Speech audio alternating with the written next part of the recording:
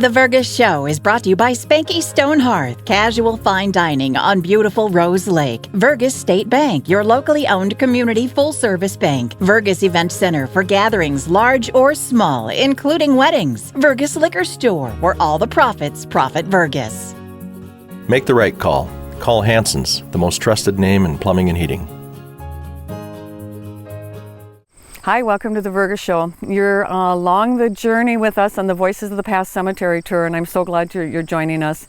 You cannot come up to this city cemetery without feeling just a peace come over you. And I'm just really excited about being able to have given you, we've had 2 segments of it. This is our 3rd segment of different people that have sent in their stories. We did this during Looney Days as a event. Sean Day was our orator, so I'm not even comparable, but I'm doing the stories. So Sean, if you're watching this, you did an awesome job, and Connie Lee helped with that too.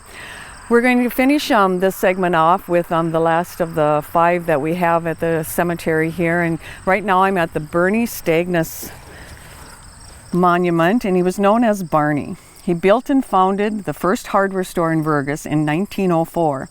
He was also the town's first postmaster, first telephone service, first treasurer when the village incorporated. He served on the school board, joined Vergas Fire Department, and assisted in mortuary services. These guys were busy back then. It was a small town, and in 1921, his store became known as Stagnus and Brooks Hardware, which he eventually sold to Hank Hansen. He was married to Ida Herding from Pelican Rapids, and together they raised 7 children. She was active in the Methodist Church and Red Cross and was a weaver of rugs and quilts, a master at baking donuts, breads, and desserts for her large family. The original first hardware store still stands in Vergas on the Hansen family farm. Bernard Stagnus. Bruen. John Bruen. John was born in Schleswig, Holstein, Germany in 1876. He came alone to America in 1892, working on farms in Nebraska, Wyoming, and Idaho, before settling in Vergas in 1904. In 1905, he got his first liquor license from the council and opened a saloon. He operated this until 1911, when he traded the saloon for a farm owned by Herman Lemke. He called the farm the Long Lake Stock Farm. He became a well-known livestock buyer, shipping cattle, hogs, and sheep by rail to South St. Paul. John was an active member of the Vergas community. He was the Vergas mayor, the village assessor, and he was on the school board. John and his friend Ed Kading worked together on the farm, with John doing most of the traveling, buying cattle. In 1917, when he was delivering a Grant automobile to Fred Wyman, he met Ida Wyman, and later he married her. He had to teach her how to drive that car first. Their children were John, Elmer, Cloudy, Raymond, Leona, and Bernice. John died in 1951, and Ida later remarried to Frank Schimmelfinnig. John Bruen. Bruen, Cloudy Bruen. Cloudy was born in 1923 to John and Ida Bruen. After graduating from Frazee High School in 1942, he worked on the family farm until he was inducted into the United States Navy, serving on the USS Bunker Hill, based in Bremerton, Washington. He was part of the Asiatic Pacific Area Campaign in '45, when the USS Bunker Hill was hit by enemy fire and sustained over 250 casualties. After being discharged from the Navy, he went to work on the farm and married Jane Hine. She was the daughter of Arthur and Mamie Katsky Hine. Jane also graduated from Frazee High School and then worked at the Vergas State Bank. The first years of their lives, Jane and Cloudy lived in Vergas, but then moved to the Sybil Lake Farm, which was owned by John Bruen. They raised 5 children there: Steve, Jerry, Jamie, Joe, and Claudia. In 1964, Cloudy went on his own and began raising turkeys for market, and then went into breeder hen operations. He also continued to raise beef cattle as a hobby. In 1986, Cloudy suddenly passed away. After his passing, Jane continued to support the incorporated Bruen Farms, which her son Steve operated. Jane was an active member of many councils through church and community. She was a member of the Vergas Cemetery Association, helping with the implementation of the Avenue of Flags. Jane would always have a grand party after the parade for Looney Days, celebrating the success of another town event. Jane and Cloudy Bruen. Hansen. Rodney Hansen, son of Henry and Anna Hansen, was born in Pelican Rapids in 1925.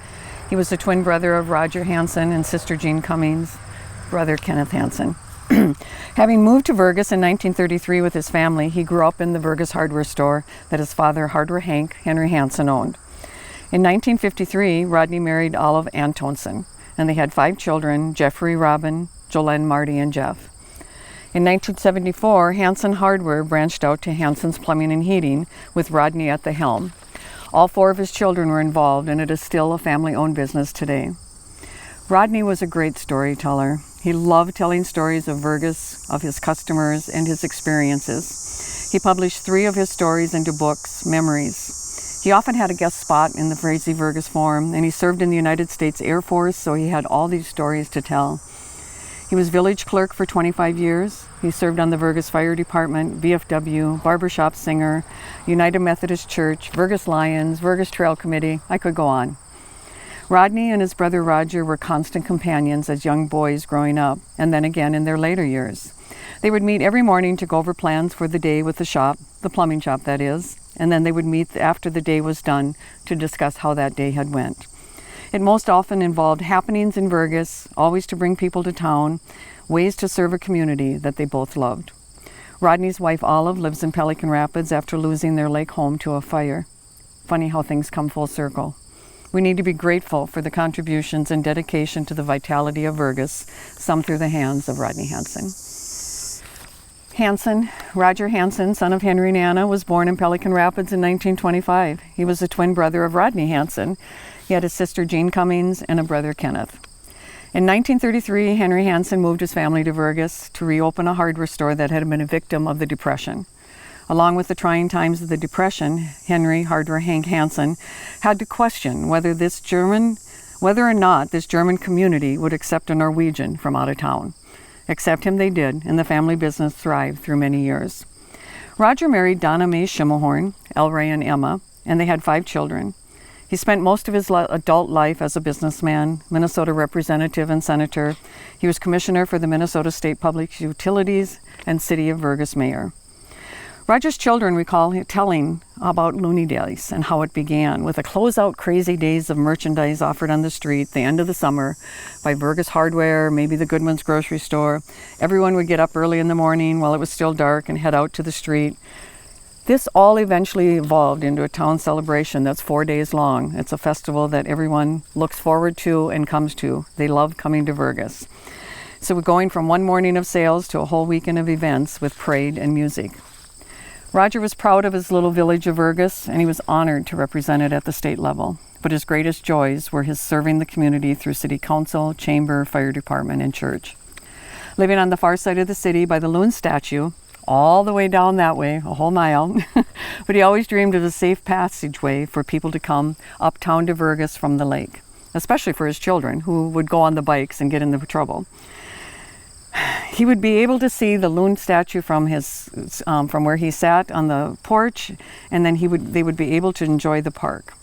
When he died in 2005, the memorials in his honor started a fund for the Long Lake Trail, which has now bordered Long Lake with a boardwalk and a nature walk along Tin Can Alley, all visible from that hill that he used to sit on and look out and see Long Lake and envision Vergas. Bless the memory of Roger and Donna Hansen. I can't tell you how much I've enjoyed being able to share these stories, Voices of the Past cemetery tour. It started out as an idea for Looney Days, and it turned into a great event, and I was happy to recreate it.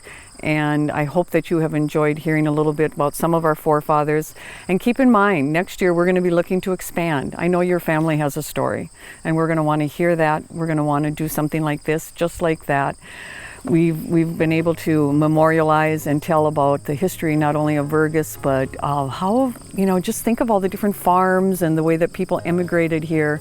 And we want to hear your story too. So thanks for coming along. Thanks for the journey, and you have a good day in Vergas.